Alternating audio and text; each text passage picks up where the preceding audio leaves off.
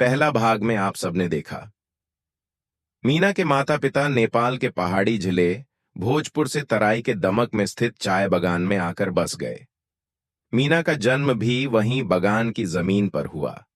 उसके बाद उसकी दो और बहनें भी उसी घर में पैदा हुईं। मीना खुद छोटी थी, लेकिन अपनी छोटी बहनों की देखभाल वहीं करती थी। माँ बाप सुबह से शाम तक चाय बगान में मजदूरी करने जाते। घर में तीनों बहनें कठिनाइयों और तंगी के बीच भी हंसती खेलती कूदती फांदती बड़ी हो रही थीं। उनका बचपन संघर्षों में डूबा हुआ था, फिर भी उनके चेहरे पर मासूम मुस्कान कभी कम नहीं हुई। अब आगे। एक दिन की बात है। घर का आंगन उस दिन असाधारण रूप से शांत था। आम के पेड़ की छाया धीरे धीरे आंगन में बिखर रही थी, पर हवा में एक अनकहा गर्व तैर रहा था। उसी दिन पिताजी से मिलने बागान के मैनेजर साहब हमारे घर आए थे। आंगन में रखी पुरानी मूढ़ियाँ और जर्जर सी लकड़ी की कुर्सी, जो न जाने कितनी कहानियों की गवाह रही होगी, इन्हीं पर बैठे थे मेरे पिताजी और बागान के मैनेजर साहब। दोनों कुछ बातें कर रहे थे। हमारे लिए यह कोई साधारण दिन नहीं था, क्योंकि पिताजी को अब बागान का सुपरवाइज़र बना दिया गया था। यह खबर सुनते ही जैसे पूरे घर में खुशी की लहर दौड़ गई। माँ की आंखों में गर्व था, मेरे मन में उत्साह, और पिताजी के चेहरे पर जिम्मेदारी की गहराई। अंदर रसोई में माँ चाय बना रही थीं। पीतल के छोटे भगोने में दूध उबल रहा था और उसमें डाली अदरक की खुशबू पूरे आंगन में जादू की तरह फैल रही थी। उस उबलती चाय की महक मानो हमारे साधारण से घर को किसी उत्सव में बदल रही थी। तभी माँ ने धीमी और स्नेह भरी आवाज में मुझे पुकारा, बेटी, ये चाय ले जाकर पिताजी और मैनेजर साहब को दे आ। मैंने धीरे से ट्रे उठाई और दोनों के सामने जाकर चाय रख दी। गरम प्यालों से उठती भाप मेरे कांपते हाथों को छू रही थी। मैनेजर साहब ने चाय का प्याला हाथ में लिया, मेरी ओर देखा। कुछ देर बाद उन्होंने पिताजी की ओर देखते हुए कहा, देखो नरेंद्र, अब तो बेटी बड़ी हो गई है, स्कूल जाने की उम्र पूरी हो चुकी है। अब वक्त आ गया है, इसे स्कूल में भर्ती करा दो, ताकि इसका भविष्य उज्जवल हो सके। उनकी यह बात सुनकर मेरे कान जैसे वहीं ठहर गए। शब्द तो बस बोले जा चुके थे, लेकिन उनका असर मेरे दिल की गहराइयों तक उतर रहा था। मेरे मन में एक अजीब सी हलचल उठी। एक ओर अनजाना डर था, स्कूल कैसा होगा, लोग कैसे होंगे, क्या मैं सब संभाल पाऊंगी, और दूसरी ओर उम्मीद थी, उम्मीद कि शायद यही पल मेरी जिंदगी बदल देगा। यही एक शुरुआत होगी जहां से मेरे सपनों का रास्ता खुलेगा। पिताजी कुछ क्षणों तक चुप रहे। उनके चेहरे पर थकान की परतें थीं। दिन भर की मेहनत और जिम्मेदारियों का बोझ उनके कंधों पर साफ झलक रहा था, लेकिन उस थकान के बीच उनके आंखों में एक पिता का सपना चमक रहा था। बेटी की खुशी, उसका उज्जवल भविष्य और उसके सपनों की उड़ान। उन्होंने धीरे से नर्म मुस्कान के साथ जवाब दिया, हाँ सर, आप सही कह रहे हैं। अब समय आ गया है। मैं भी यही सोच रहा था कि इसे पढ़ाना है, चाहे हालात जैसे भी हों। मैं खुशी से मानो उड़ने लगी, धड़कते दिल और चमकती आंखों के साथ। मैं दौड़कर रसोई में माँ के पास पहुंची। हाँफते हाँफते मैंने माँ से पूछा, सच में माँ, अब मैं स्कूल जाऊंगी? क्या सचमुच पिताजी मुझे पढ़ाएंगे? मेरे मन में जैसे सूखी धरती पर पहली बारिश की बूंदें गिर गई हों। उम्मीद की एक छोटी सी किरण भीतर गहराई तक उतर गई। उसी पल मेरी आंखों के सामने एक सुंदर सपना उभर आया। साफ सुथरी सफ़ेद कमीज, नीली फ्रॉक, लाल रिबन से बंधी दो प्यारी चोटियाँ, हाथों में नई नई किताबें और मासूम मुस्कान के साथ पिताजी की उंगली थामे मैं स्कूल के रास्ते पर चल रही हूँ। हर कदम पर जैसे भविष्य की रोशनी बिखरी हो, हर सांस में नई उम्मीद जग रही हो। वह कल्पना कितनी प्यारी थी, लेकिन मेरी उत्सुकता माँ के जवाब पर अटक गई थी।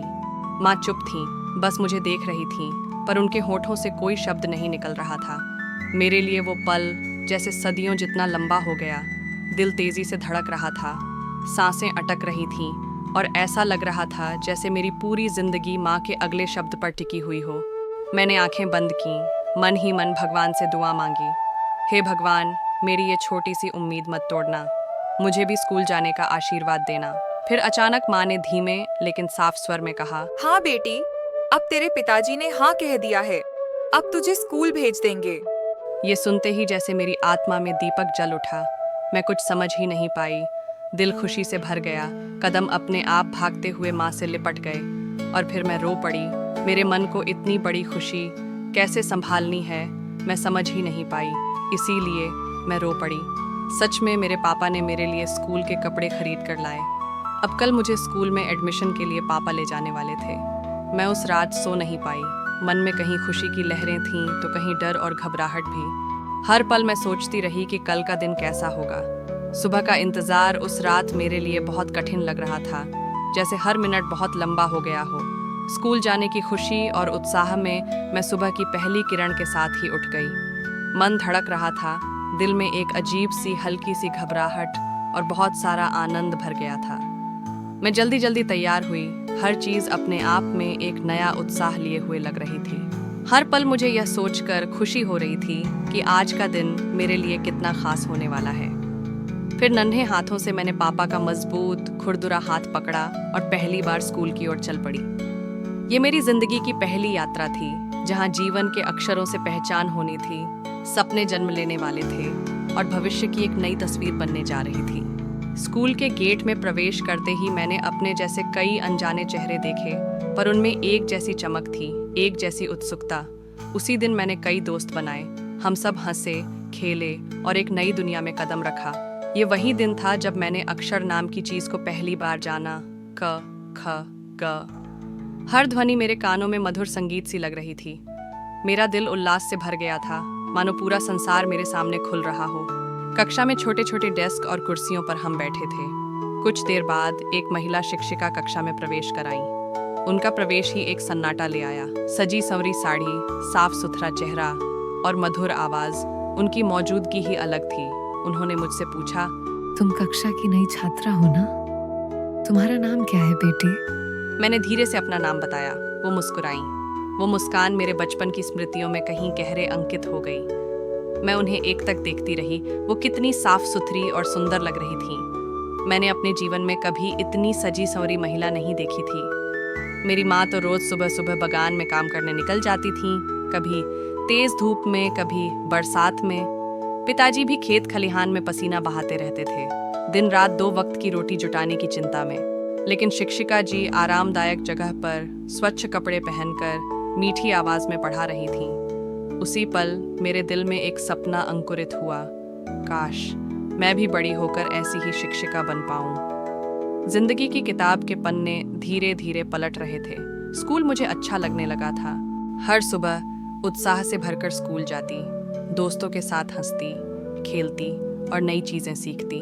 जब मैं स्कूल से घर लौटती, जैसे ही आंगन में कदम रखती, मेरी आंखों में चमक और चेहरे पर मुस्कान देखकर सब समझ जाते कि आज फिर मैंने कुछ नया सीखा है। मैं दौड़कर माँ और अपनी बहनों के पास जाती और पूरे उत्साह के साथ उन्हें स्कूल की हर छोटी बड़ी बात सुनाने लगती। मेरी बातें सुनते सुनते उनकी आंखों में भी वही चमक उतर आती, मानो मेरी पढ़ाई सिर्फ मेरी नहीं बल्कि हम सबकी जीत हो। मन ही मन मैंने ठान लिया था कि मैं भी मन लगाकर खूब पढ़ूंगी और एक दिन अध्यापिका बनूंगी। मैं अपने माता पिता का सहारा बनूंगी और अपनी बहनों को अच्छी शिक्षा दूंगी। मैंने यह सपना देखा था कि एक दिन मैं भी साफ सुथरे कपड़े पहनकर विद्यालय जाऊंगी और बच्चों को पढ़ाऊंगी। उस दिन मेरा सपना केवल मेरा नहीं होगा, बल्कि मेरे माँ पिता और बहनों की उम्मीदों का पूरा होना होगा। परंतु विधाता को कुछ और ही मंजूर था।